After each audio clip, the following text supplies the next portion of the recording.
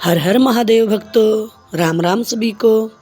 भगवान शिव की अपार करुणा और दया आप सभी भक्तों पर बरसती रहे। भक्तजनों, जैसा कि आप सभी को पता है कि आप इस चैनल पर भक्तमाल के सभी भक्त चरित्रों का श्रवण करेंगे। आज हम भगवान श्री हरि के 5वें अवतार श्री वामन अवतार की कथा का श्रवण करेंगे।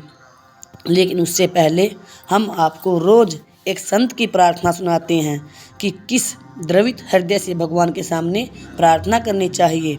आज उसी प्रार्थना में हम वृत्रासुर की प्रार्थना का श्रवण करेंगे। वृत्रासुर भगवान से कहते हैं, हे हरे, आप मुझ पर ऐसी कृपा कीजिए कि अनन्य भाव से आपके चरण कमलों के आश्रित सेवकों की सेवा करने का अवसर मुझे अगले जन्म में भी प्राप्त हो। हे प्राणनाथ, मेरा मन आपके मंगलमय गुणों का स्मरण करता रहे, मेरी वाणी उन्हीं का गान करे और शरीर आपकी ही सेवा में लगा रहे। हे सर्व सौभाग्य निधे, मैं आपको छोड़कर न स्वर्ग चाहता हूँ, न ब्रह्मा का पद, न संपूर्ण भूमंडल का साम्राज्य, न रसातल का एक छत्र राज्य और न योग की सिद्धियाँ ही, यहाँ तक कि मैं अपूर्व मोक्ष भी नहीं चाहता। जैसे पक्षियों के बिना पाँख उगे बच्चे अपनी माँ की बाट देखते रहते हैं, जैसे भूखे बछड़े अपनी माँ गऊ का दूध पीने के लिए आतुर रहते हैं, और जैसे वियोगिनी पत्नी अपने प्रवासी प्रियतम से मिलने के लिए व्याकुल रहती है, वैसे ही हे कमल नयन, मेरा मन आपके दर्शनों के लिए छटपटाता रहे। भक्तजनों, अब हृदय को परम पवित्र करने वाला भगवान श्री हरि के श्री वामन अवतार की कथा का श्रवण करते हैं।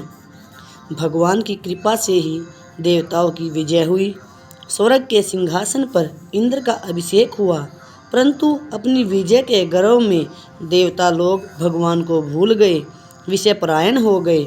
इधर हारे हुए दैत्य बड़ी सावधानी से अपना बल बढ़ाने लगे। वे गुरु शुक्राचार्य के साथ साथ समस्त भृगुवंशी ब्राह्मणों की सेवा करने लगे, जिससे प्रभावशाली भृगुवंशी अत्यंत प्रसन्न हुए और दैत्यराज बलि से उन्होंने विश्वजीत यज्ञ कराया। ब्राह्मणों की कृपा से यज्ञ में स्वयं अग्निदेव ने प्रकट होकर रथ घोड़े आदि दिए और अपना आशीर्वाद दिया। शुक्राचार्य जी ने एक दिव्य शंख और प्रहलाद जी ने एक दिव्य माला दी। इस तरह सुसज्जित हो सेना सहित उन्होंने जाकर अमरावती को घेर लिया। देवगुरु बृहस्पति के आदेश अनुसार देवताओं सहित इंद्र ने स्वर्ग को छोड़ दिया और कहीं जा छिपे। विषय विजयी हो जाने पर भृगुवंशियों ने राजा बलि से 100 अश्वमेध यज्ञ कराए। इस तरह प्राप्त समृद्ध राज्य लक्ष्मी का उपभोग वे बड़ी उदारता से करने लगे। अपने पुत्रों का ऐश्वर्य, राज्य आदि छिन जाने से माता अदिति बहुत दुखी हुई। अपने पति कश्यप जी के उपदेश से उन्होंने पयोव्रत किया। भगवान ने प्रकट होकर कहा कि ब्राह्मण और ईश्वर बलि के अनुकूल हैं, इसलिए वे जीते नहीं जा सकते। मैं अपने अंश रूप से तुम्हारा पुत्र बनकर तुम्हारे संतान की रक्षा करूंगा। इतना कहकर भगवान अंतर्ध्यान हो गए। फिर भाद्रपद शुक्ल द्वादशी को मध्याह्न काल में अभिजीत मुहूर्त में भगवान विष्णु महर्षि कश्यप के अंश द्वारा अदिति के गर्भ से प्रकट हुए और कश्यप अदिति के देखते देखते उसी शरीर से वामन ब्रह्मचारी का रूप धारण कर लिया। ठीक वैसे ही जैसे कोई नट अपना भेष बदल ले। भगवान को वामन ब्रह्मचारी के रूप में देखकर महर्षियों को बड़ा आनंद हुआ। उन लोगों ने कश्यप प्रजाति को आगे करके उनके जातकर्म आदि संस्कार करवाए।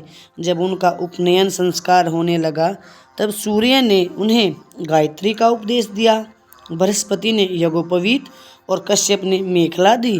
पृथ्वी ने कृष्णमृग चरम, वनस्पतियों के स्वामी चंद्रमा ने दंड, माता अदिति ने कौपीन और उत्तरीय वस्त्र, आकाश के अभिमानी देवताओं ने छत्र ब्रह्मा ने कमंडलू, सप्तऋषियों ने कुश और सरस्वती ने रुद्राक्ष की माला समर्पित की। कुबेर ने भिक्षा पात्र और साक्षात जगन माता अन्नपूर्णा ने भिक्षा दी। इस प्रकार उनकी ब्रह्मचार्य दीक्षा पूर्ण हुई। उसी समय भगवान ने सुना कि सब प्रकार की सामग्रियों से संपन्न यशस्वी राजा बलि भृगुवंशी ब्राह्मणों के आदेशानुसार बहुत से अश्वमेध यज्ञ कर रहे हैं। तब उन्होंने वहां के लिए यात्रा की। राजा बलि नर्मदा नदी के उत्तर तट पर भृगुकच्छ नामक क्षेत्र में भृगुवंशियों के आदेश अनुसार एक श्रेष्ठ यज्ञ का अनुष्ठान कर रहे थे।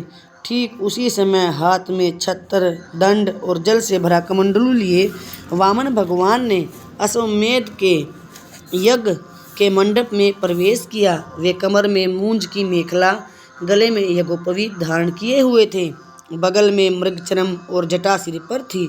राजा बलि ने स्वागत वाणी से उनका अभिनंदन किया और चरणों को पखार कर चरण तीर्थ को मस्तक पर रखा।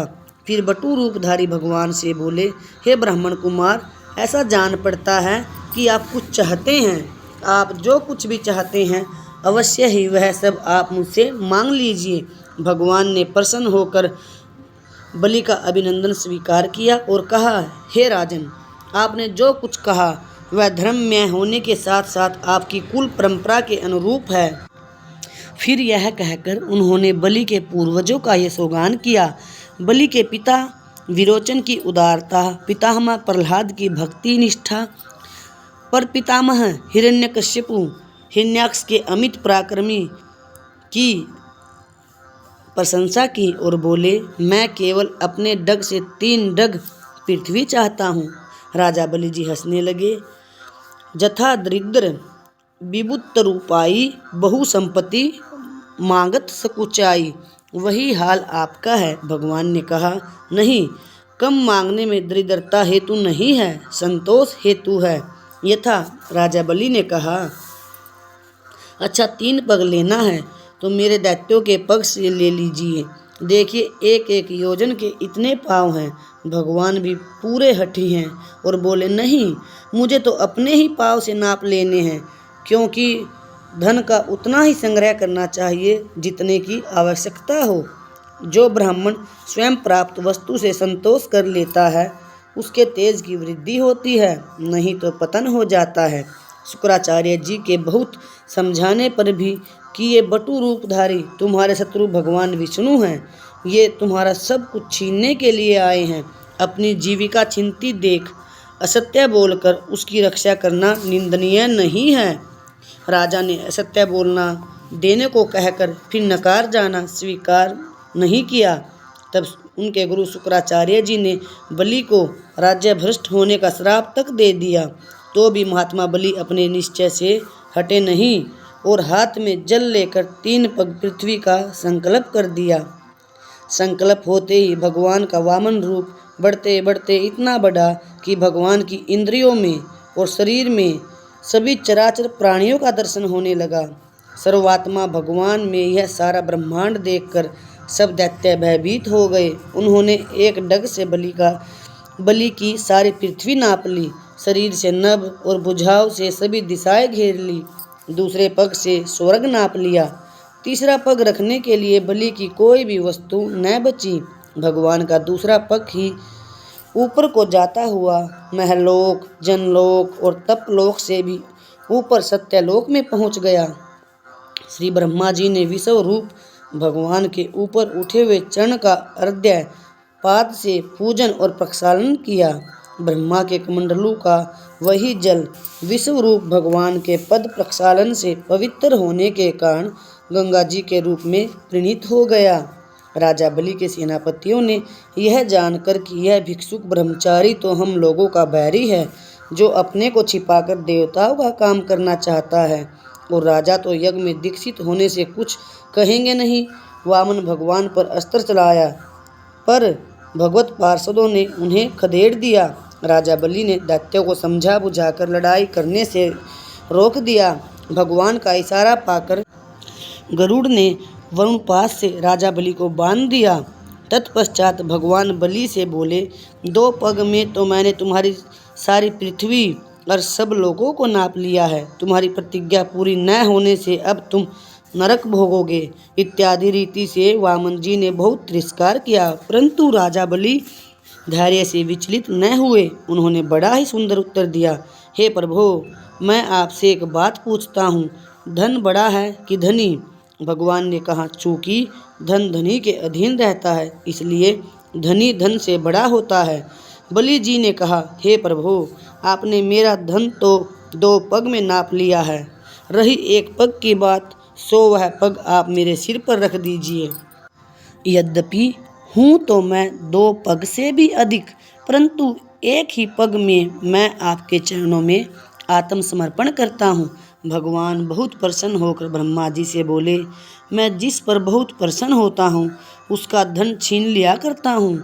मैंने इसका धन छीन लिया, राजपद से अलग कर दिया, तरह तरह के आक्षेप किए, शत्रुओं ने इसे बांध लिया, भाई बंधु छोड़कर चले गए, इतनी यातनाएं इसे भोगनी पड़ी, यहाँ तक कि इसके गुरुदेव ने भी इसे शाप दे दिया, परंतु इस दृढ़वर्ती ने प्रतिज्ञा नहीं छोड़ी। मैंने इससे छल भरी बातें की, मन में छल रखकर धर्मोपदेश किया, परंतु इस सत्यवादी ने अपना धर्म नहीं छोड़ा। फिर राजा बलि को सूतल लोक में रहने की आज्ञा दी और अपूर्व वर दिए। राजा बलि के आप द्वारपाल बन गए। इस तरह भगवान वामन ने राजा बलि से स्वर्ग का राज्य लेकर इंद्रों को देकर अदिति की कामना पूर्ण की और स्वयं उपेंद्र बनकर सारे जगत का शासन करने लगे। प्यारे भक्तजनों, आप सभी ने भगवान श्री हरि के श्री वामन अवतार की कथा का श्रवण किया। आप सभी ने अपना कीमती समय देकर इस कथा का श्रवण किया, उसके लिए आप सभी का कोटि कोटि धन्यवाद। हर हर महादेव। राम राम सभी को।